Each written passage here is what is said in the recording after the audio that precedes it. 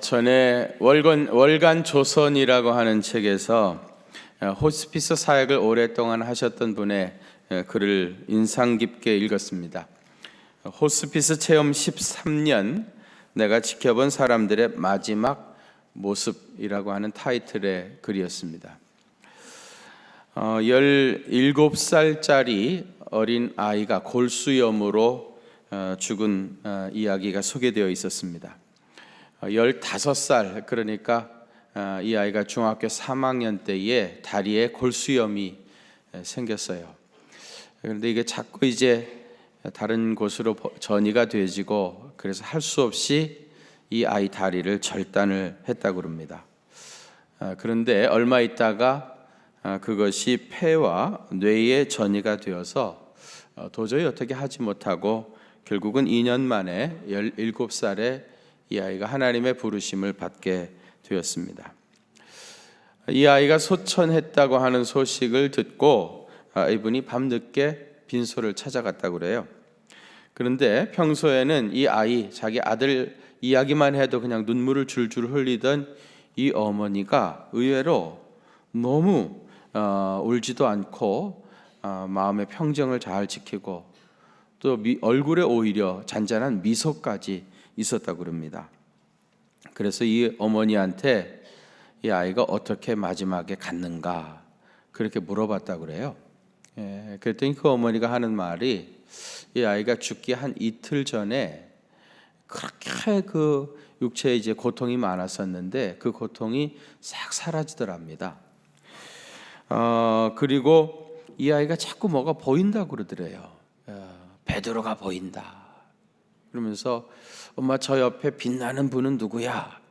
그렇게 물어보는데 엄마 눈에는 아무것도 보이지 않으니까 뭐가 보인다고 그러냐?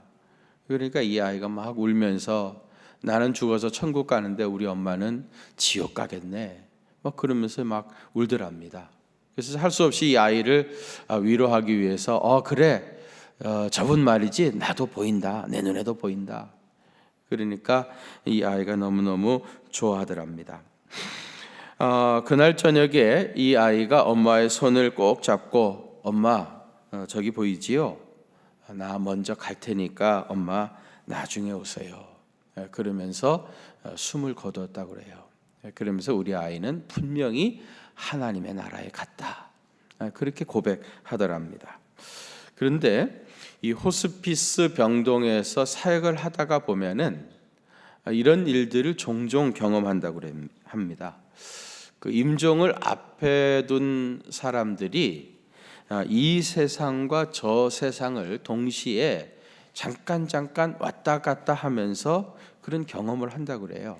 마치 그 고무장갑 벗을 때 이게 잘 벗겨지지 않는 것처럼 육체에서 영혼이 벗겨져 나갈 때 시간이 좀 필요한 것 같습니다. 그래서 어떤 경우에는 한 이틀 정도 걸리는 사람들이 보통이고, 어떤 경우에는 그보다 훨씬 더 빨리 이런 이 세상과 저 세상을 경험하는 일들이 있다고 그래요.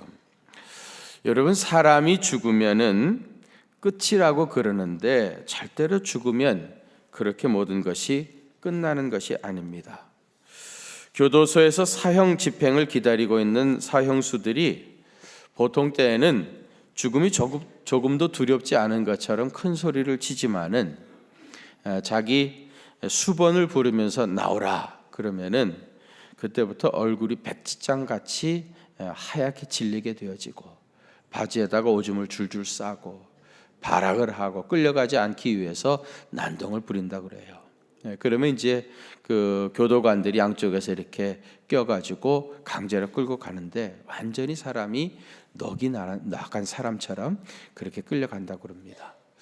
이렇게 사람들이 이제 죽음을 두려워하는 것은 죽으면 끝이 아니라 하나님의 심판이 있다 하는 것을 본능적으로 알고 있기 때문입니다. 히브리서 9장 27절에 한 번 죽는 것은 사람에게 정해진 것이요, 그 후에는 뭐가 있다고요? 심판이 있다. 한 번 죽는다는 것을 인정하지 않는 사람은 아무도 없어요.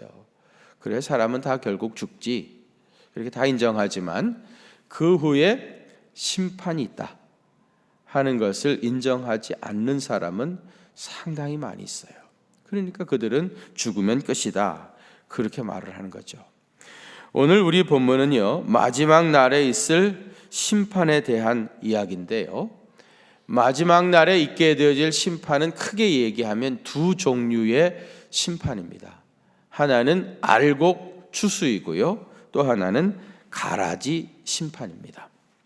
먼저 알곡 추수에 대해서 오늘 본문 13절에서부터 16절에 나와 있는데요, 본문 14절에 보시면 흰 구름 위에 머리에 금 면류관을 쓰고 손에는 예리한 낫을 가지고 있는 인자 같은 이가 있었다고 그래요. 여러분, 그 인자 같은 이가 누굴까요? 예수님이죠. 인자는 예수님의 공식적인 호칭이었습니다. 예수님께서 예리한 낫을 가지고 서 계셨는데요, 다른 천사가 성전으로부터 나와가지고 곡식이 다 익었다고 하면서 낫을 휘둘러 거두라, 그렇게 말했습니다. 곡식이 다 익었다는 말은 세상의 마지막이 되었다, 그런 뜻이고요, 마지막 때에 알곡을 모아 곡간에 드리는 의인의 심판에 대한 이야기입니다. 그럼 여러분, 누가 하늘 곡간에 들어갈 알곡이겠습니까? 그 첫째는 회개하는 자입니다. 마태복음 3장에 세례 요한이 요단강에서 이제 공생애를 시작하면서 설교를 하기 시작합니다. 거기 보면은 마태복음 3장 2절에 회개하라, 천국이 가까웠느니라. 세례 요한의 설교 첫 번째는 회개하라, 천국이 임한다. 그리고 마태복음 3장 8절에서도 회개에 합당한 열매를 맺으라 그랬고요, 또 3장 11절에서는 나는 너희로 회개케 하기 위하여 물로 세례를 베풀거니와 그랬어요. 세례 요한의 설교의 핵심은 뭐예요? 회개죠. 회개하라. 이렇게 회개하라고 외치면서 설교를 하니까 많은 사람들이 자기 죄를 자복하고 요단강에 나와서 세례를 받았다고 했습니다. 세례 요한이 회개를 촉구하는 설교 끝에 손에 키를 들고 자기의 타작 마당을 정하게 하사 알곡은 모아 곡간에 들이고 죽정이는 꺼지지 않는 불에 태우시리라 그랬습니다. 회개하라고 하는 설교 끝에 알곡은 모아 곡간에 들이고 가라지는 꺼지지 않는 불에 태우신다 그랬습니다. 그렇다면 여기서 알곡은 누굽니까? 회개하는 사람이죠. 회개하는 사람이 알곡입니다. 죽정이는요? 회개하지 않는 사람이 죽정이에요. 이런 관점에서 오늘 본문 13절도 이해해야 합니다. 이런 관점에서 이해해야 하는데 13절 보면 지금 이후로 주 안에서 죽는 자들이 복이 있다 그랬어요. 그럼 여러분, 주 안에서 죽는 자들이 구체적으로 누구겠어요? 회개한 사람입니다. 회개한 사람이 주 안에서 죽은 사람이고 이런 사람이 복이 있는 사람이다 그런 겁니다. 알곡은 누구예요? 회개하는 사람. 그 다음에 두 번째로는 성령으로 거듭난 사람이 알곡입니다. 요한복음 3장에 보면은 어느 날 밤에 니고데모가 예수님을 찾아왔죠. 니고데모는 바리새인이었고요, 그 다음에 유대의 관원이었습니다. 바리새인이고 유대의 관원이면요, 당시에 종교적으로나 사회적으로 조금도 아쉬울 것이 없는 사람입니다. 그런데 이 사람이 어느 날 밤에 예수님을 찾아왔죠. 예수님께서 이 사람에게 뭐라고 그래요? 사람이 거듭나지 아니하면 하나님 나라를 볼 수 없느니라 그렇게 말씀합니다. 이 사람이 엉뚱하게 뭐라고 대답하는가 하면, 사람이 늙으면 어떻게 다시 태어날 수 있겠습니까? 두 번째 어머니 모태에 들어갈 수 있겠습니까?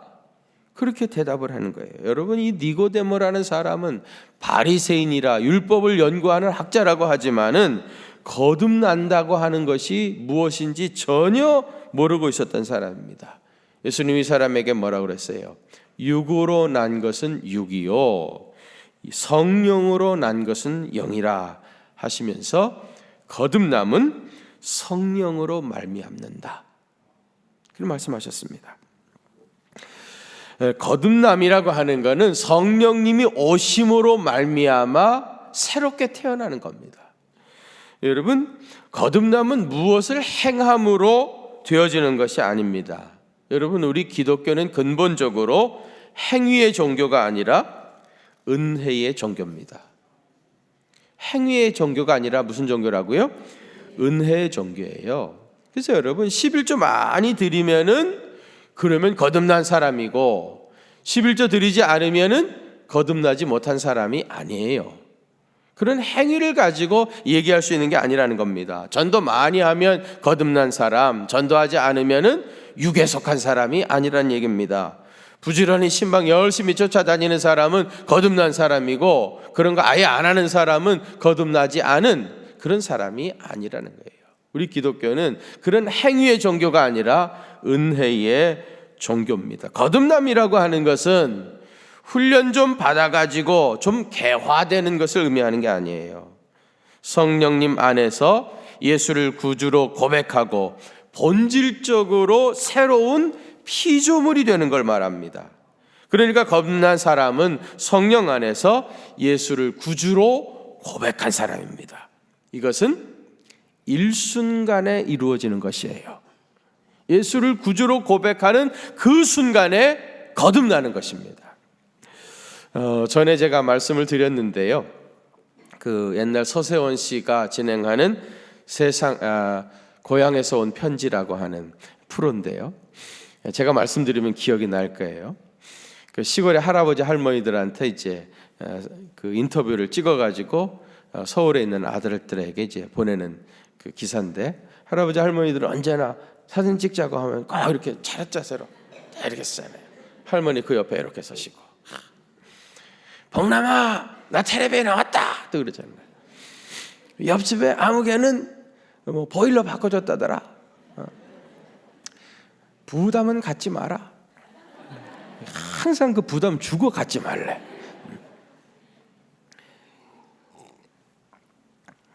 그래서 이제 촬영을 하는데 그 집에 개가 이제 자꾸 왔다 갔다 하니까, 생각나죠? 개가 왔다 갔다 하니까 PD가 장난기가 발동해가지고, 할머니 저게 똥개 맞죠? 그러니까 할머니가 기분이 나빠가지고 남의 개 보고 똥개라고 하니까, 아니야 똥개 아니야 딱 잡아떼는 거예요. 에이 똥개 많은데 뭘 안 그래라고 그래요. 똥개 맞죠 할머니? 똥개 아니라니까. 똥개 맞은데요. 뭐 누가 똥개라면 잡아먹나요? 할머니가 새끼 때는 진돗개였는데 그거 가지고는 좀 그래. 아니 할머니, 새끼 때 진돗개였으면 커서도 진돗개, 새끼 때 똥개였으면 커서도 똥개지. 무슨 새끼 때 진돗개였는데 커가지고 똥개 되는 법이 어디 있어요? 자꾸 몰아붙이니까 할머니가 뭐라 그랬다 그랬죠? 나는 똥 안 먹여. 난 똥 안 먹여 그랬잖아요. 여러분, 똥 먹으면 똥개입니까? 똥개도요, 좋은 주인 만나가지고 얼마든지 사려 먹고 살 수 있습니다. 그렇다고 진돗개 되는 겁니까? 새끼 때는 진돗개였는데 커서 똥개 되는 법이 있습니까? 똥을 먹든지 사료를 먹든지 똥개는 똥개고 진돗개는 진돗개죠. 사실은요, 진돗개 같이 생긴 똥개도 있고 똥개 같이 생긴 진돗개도 있는 거예요. 그렇죠? 어떻게 생겨서도 중요한 거는요, 핏줄입니다. 뭘 먹고 사느냐, 어떻게 생겼느냐, 그게 문제가 아니라 핏줄이 중요한 거죠. 거듭남이라고 하는 건 뭐예요? 씨의 문제입니다. 핏줄의 문제인 거예요. 육으로 난 것은 육이요, 성령으로 난 것은 영이라. 성령님이 오셔가지고 우리의 핏줄이 바뀌었다는 거예요. 핏줄이. 그래서 새 사람이 된, 거듭남이라고 하는 것은 성령님의 오심으로 말미암아 완전히 본질적으로 새 사람이 되어지는 겁니다. 그가 행위가 거룩해서 바뀌어진 것이 아니라는 거죠. 여러분, 사실 자녀들을 기르다 보면은 차라리 내 새끼가 아니었으면 좋았겠다, 그런 생각이 들 때가 많죠. 이런 자식들을 왼수라고 보통은 그렇게 말합니다만은, 바꿔줄 수 있으면 좀 하나님 바꿔주세요. 남의 아들들은 공부도 잘하고 착하기도 하고 그러는데 우리 아들은 왜 이렇습니까? 진짜 자식이 왼수같이 느껴지는 사람도 사실 있어요. 그렇다고 해서 그게 내 새끼가 아닙니까? 이 핏줄이라고 하는 것은 이미 행위니 자격이니 이런 것을 뛰어넘은 이야기입니다. 예수님께서 니고데모에게 말씀하셨던 거듭난다는 말도 행위에 대한 말씀이 아니에요. 만일 행위로 말했다고 하면 니고데모는요, 바리새인이었고 율법 교사였기 때문에 누구보다도 온전한 사람이었습니다. 더 이상 요구할 것이 없을 정도로 온전한 사람이었습니다. 그러나 이 사람에게 있어서 문제는 성령님이 그 안에 계시지 않는 인간의 열심이었고 인간의 행위였던 겁니다. 그의 행위에 무슨 문제가 있었던 것이 아니라 그 안에 성령님이 계시지 않았기 때문에 그는 실상은 죽은 사람이었던 겁니다. 그럼 이제 묻겠습니다. 여러분은 알곡입니까? 축정입니까? 여러분은 성령님을 모시고 알곡이 된 거죠. 예? 우리는 이미 알곡이 된 겁니다. 그런데 문제는 이 변화된 신분을 망각하고 여전히 쭉정이처럼 살고 있는 것이 문제라면 문제일 것입니다. 여러분은 성령님 안에서 이미 거듭난 사람이고요, 알곡의 반열에 설 사람입니다. 여러분 이걸 믿으시기를 바랍니다. 그러면 그리스도 안에서 알곡된 성도들에게 약속하신 축복이 뭔가? 오늘 보면 13절 하반절에 보면 성령이 이르시되 그랬는데요, 옛날 개역 성경에서는 성령이 보증하시되 그랬습니다. 누가 보증하신다고요? 성령님이 보증하시는 거예요. 이 알곡된 사람들에게 약속하신 복은 성령님께서 보증하시는데 그들이 수고를 그치고 쉬리니 이는 그들의 행할 일이 따름이라 그랬어요. 여기에 두 가지 약속을 하는 겁니다. 그 첫째는 뭐예요? 안식의 복이에요. 그들이 수고를 그치고 쉬리라, 참된 쉼을 누리게 되어질 것이라는 말입니다. 여러분이 쉼이라고 하는 것은 이 알곡이 우리 주님의 품 안에서 누리는 참된 쉼을 얘기하는 거예요. 진정한 쉼과 안식은 오직 예수님 안에만 있습니다. 예수님께서 수고하고 무거운 짐진 자들아 다 내게로 오라, 내가 너희를 쉬게 하리라. 나는 마음이 온유하고 겸손하니 나의 멍에를 메고 내게 배우라. 그리하면 너희 마음에 쉼을 얻으리니 이는 내 짐은 쉽고 내 멍에는 가벼움이니라. 그렇죠. 진정한 쉼이라고 하는 것은 세상 그 어디에서 누가 줄 수 있는 것이 아니고 성령님이 오셔서 알곡이 되어졌을 때 그리스도 안에서 비로소 누리는 것이 참된 안식입니다. 이런 복이 임하게 되어지고요, 그 다음에는 보상이 있습니다. 그들의 행한 일이 따름이라 그렇게 이제 말씀하고 있는데, 영어 성경에 보니까 For their deeds will follow him. 그들의 행위가 그들을 곧 따르게 될 것이다. 다시 말하면 그들이 행한 그대로 따르게 되어진다. 그런 열매가 맺혀지게 되어진다. 그런 뜻입니다.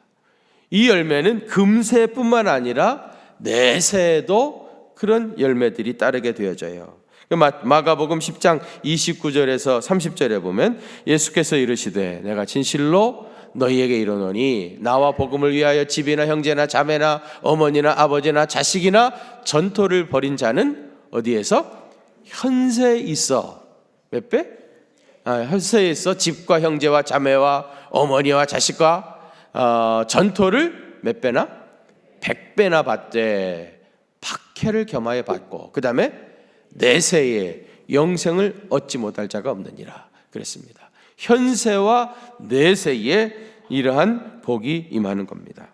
갈라디아서 6장 8절에도 보면 자기의 육체를 위하여 심는 자는 육체로부터 썩어질 것을 거두고 성령을 위하여 심는 자는 성령으로부터 영생을 거둔다 그랬습니다. 자기가 심는 대로 그런 열매를 맺게 되어진다는 거죠. 그래서 육체의 씨를 뿌리면요, 썩어질 것을 거둘 수밖에 없는 거예요. 정욕의 씨앗을 뿌리면 육체가 썩어져 가는 고통을 겪게 되어집니다. 교만의 씨앗을 뿌리면 하나님이 그 사람을 대적하시는 아주 무서운 죄를 받게 되어집니다. 탐심의 씨앗을 뿌리면 일만 악의 뿌리가 되어서 죄의 종로로 타며 평생을 끌려다니게 될 것입니다.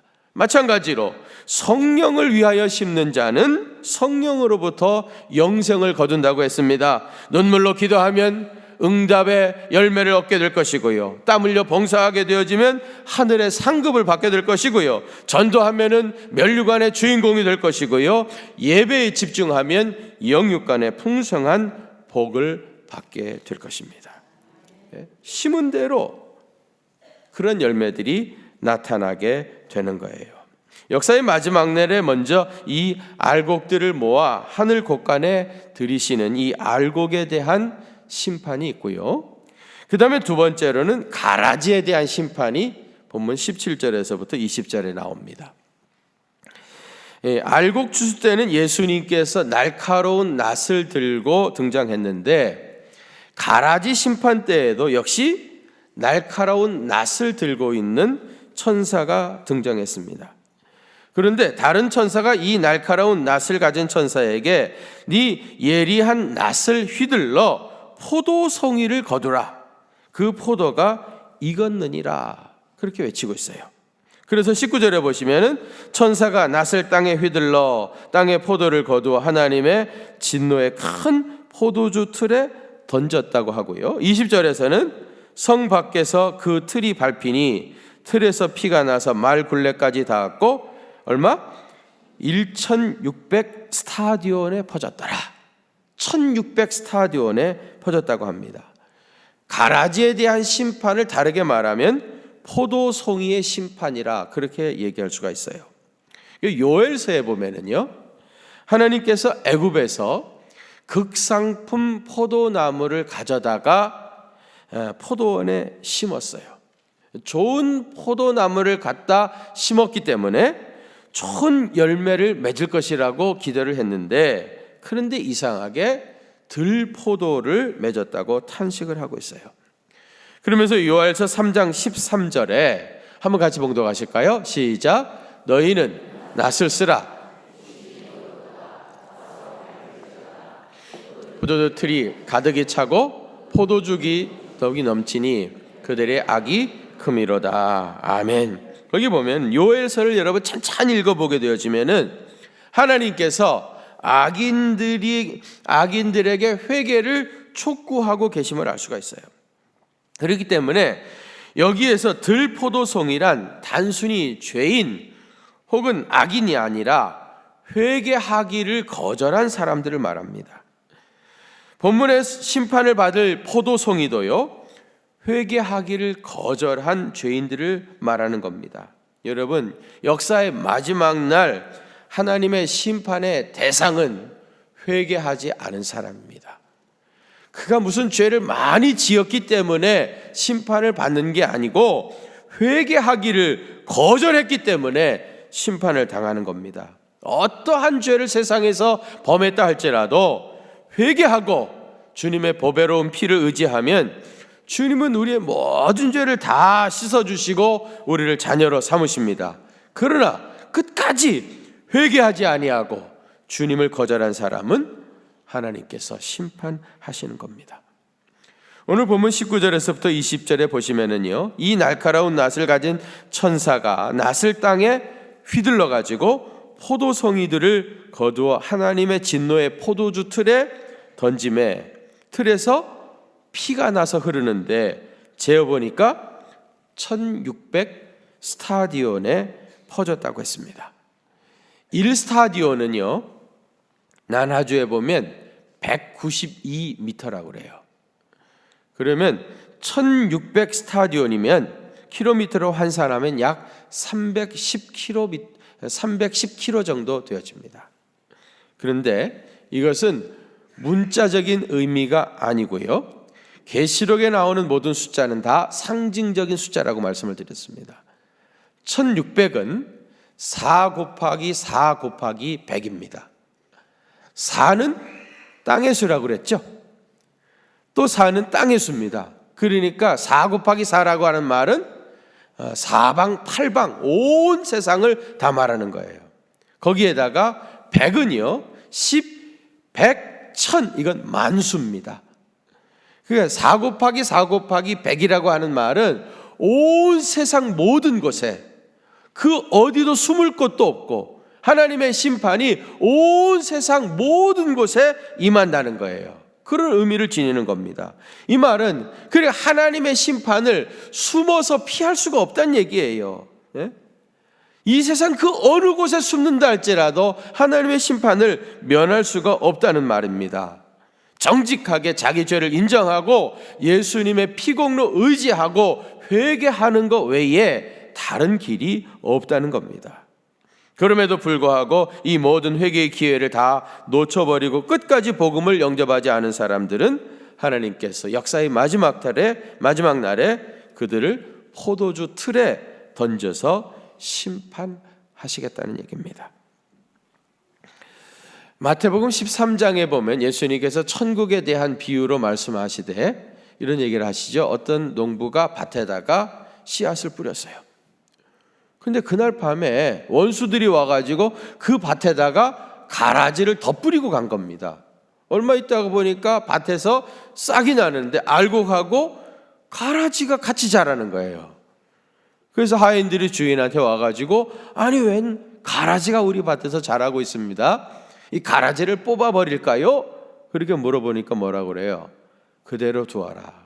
가라지 뽑다가 알곡까지 같이 뽑힐까 두려우니라.